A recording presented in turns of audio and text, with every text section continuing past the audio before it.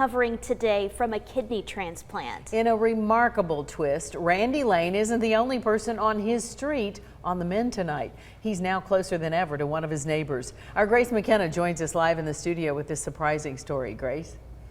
Cindy, Randy Lane tells me he was shocked when he got the call that the hospital had a match and he was getting a kidney. But when he got there, he got an even bigger shock.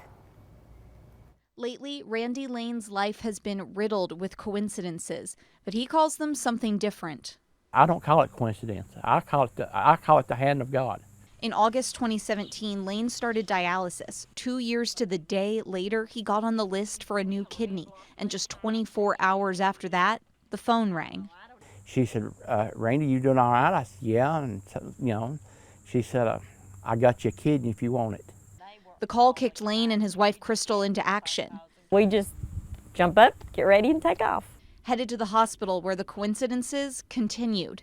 Some of them come up to us and I thought I recognized you. Sitting in the waiting room, their neighbors from just down the block. They said, Francine's in surgery. I said, for what? She said she got a kidney. Waiting on a transplant from the same donor as Lane's. He says he was understandably shocked. I couldn't believe it. That's what I'm saying. Two people on the same block, 150 yards or 200 yards apart. By yet another coincidence that even the doctors couldn't believe. They never had ever heard of it. Lane says the neighbors are both on the mend, newly connected by the experience.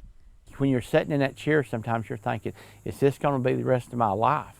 And by the person who gave them back their lives.